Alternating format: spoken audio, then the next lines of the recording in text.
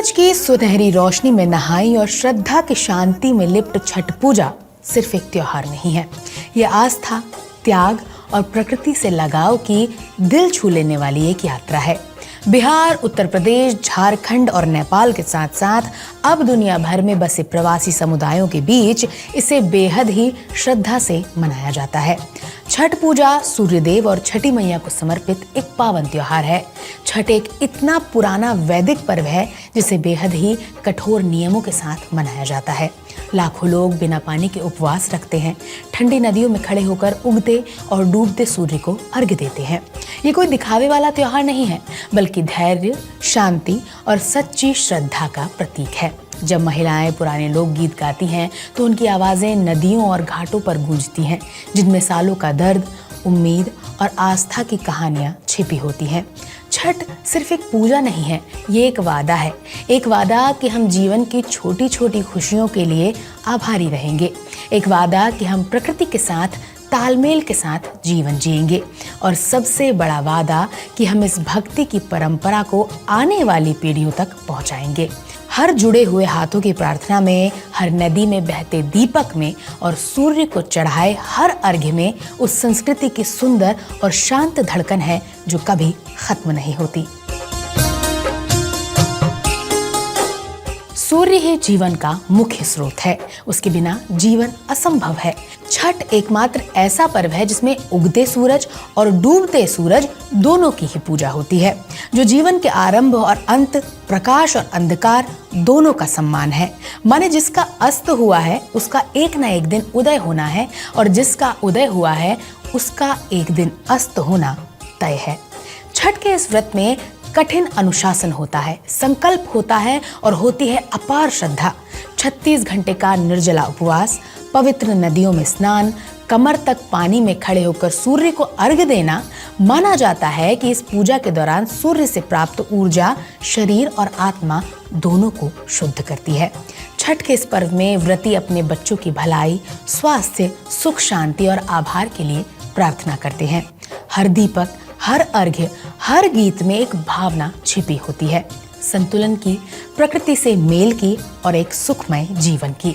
छठ की सबसे खास बात यह है कि इसमें ना तो कोई मंदिर होते हैं, ना कोई बड़े पंडाल और ना ही कोई देव की मूर्ति, बस नदी, आकाश और श्रद्धालु। छठ महापर्व प्रकृति को समर्पित है। ये पर्व धन या भोग का नहीं है, बल्कि धैर्य और समर्पण का प्रतीक है। खासकर व्रती महिलाएं इस पूजा का असली केंद्र होती हैं, जिनकी आस्था और आत्मबल हर बाधा को पार कर जाता है। छठ का वर्णन ऋग्वेद जैसे प्राचीन ग्रंथों में मिलता है।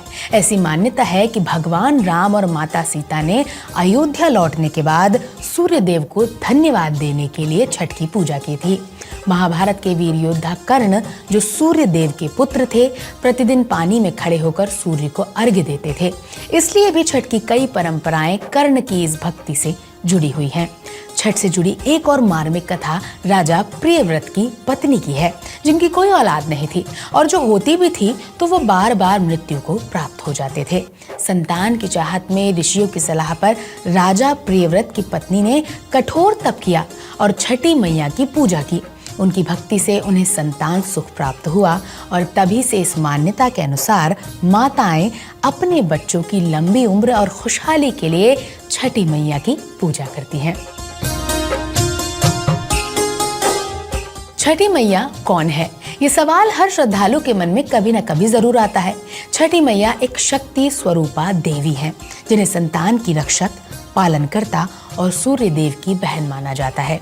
छठी मैया जो शक्ति और पवित्रता की देवी मानी जाती है, ये वही छठी मैया है जिन्हें नवरात्रों के छठवें दिन पूजा जाता है, यानी कि माँ कात्यायनी, जिन्हें शक्ति, पालन और संरक्षण की देवी माना जाता है। कुछ लोगों का कहना है कि छठी मैया बड़ी ही गुस्सैल होती है।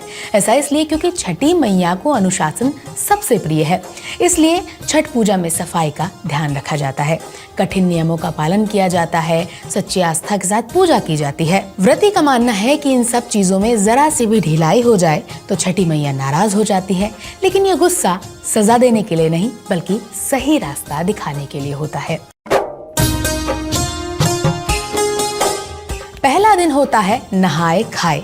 इस दिन व्रत रखने वाले लोग नदी, तालाब या किसी साफ जगह पर स्नान करते हैं। फिर एकदम शुद्ध और सादा खाना खाते हैं, बिना लहसुन प्याज का सात्विक भोजन। दूसरा दिन होता है खरना। इस दिन व्रत करने वाले दिन भर उपवास रखते हैं। कई व्रती तो बिना पानी के भी रहते हैं, निर्जला उपवास रखते हैं। फिर शाम को खीर, रोटी और शुद्ध प्रसाद बनाकर पूजा करके अपना व्रत खोलते हैं। पूजा का ये प्रसाद घर के लोगों और पड़ोसियों में भी बांटा जाता है। तीसरा दिन होता है संध्या अर्घ्य। शाम को सभी व्रती नदी या तालाब के किनारे जाते हैं और डूबते सूरज को अर्घ्य देते हैं। इसके बाद व्रती पूरी रात बिना कुछ खाए पिए व्रत रखते हैं। फिर आता है चौथा दिन, जो होता है उषा अर्घ्य। इस दिन व्रती सूरज निकलने से पहले फिर से नदी या तालाब में खड़े होकर उगते सूरज को अर्घ्य देते हैं। इसके बाद व्रत खोला जाता है और पूजा समाप्त होती है। इसके बाद प्रसाद बांटा जाता है। बिहार, यूपी में संध्या अर्घ्य को संझिया घाट और उषा अर्घ्य को भोरवा घाट कहा जाता है। तो इस तरह से दुनिया के सबसे कठिन व्रतों में से एक माना जाने वाला छठ का ये व्रत पूरा होता है। कठिन इसलिए क्योंकि 36 घंटों तक निर्जला उपवास रखना और इन सब के बीच प्रसाद के पकवानों से घिरे रहना, ठेकुआ की खुशबू पूरे घर में फैली हो, बिना खाए पिए होठों का सूख कर बिल्कुल रेत बन जाना कोई आसान बात तो नहीं। एक और जहां दिवाली के बाद लगने लगता है कि त्योहार खत्म हो गया है, तो वहीं छठ हमें याद दिलाता है कि दिवाली तो उत्सवों की केवल शुरुआत ही थी। छठ सिर्फ एक त्योहार नहीं है, ये एक संवेदना है, ये एक जीवित परंपरा है जिसमें आभार है, कड़ी तपस्या है और है तो प्रकृति से जुड़ाव। जैसे ही सूरज उगता और अस्त होता है और नदियाँ श्रद्धा की भावना को अपने प्रवाह में बहाती हैं, छठ हमें ये सिखाता है कि सादगी भी असीम शक्ति होती है। हर बहते दीपक में एक माँ की ममता है, हर जुड़ी हुई हथेली में त्याग की कहानी है और हर सूर्य की किरण में जीवन है, अनंत, शक्तिशाली और एकदम पावन। मैं हूं कनक, आप देख रहे थे विट्टी चोखा। वीडियो आपको कैसा लगा कमेंट करके जरूर बताएं। ऐसे और वीडियोस के लिए विट्टी चोखा को फॉलो करें।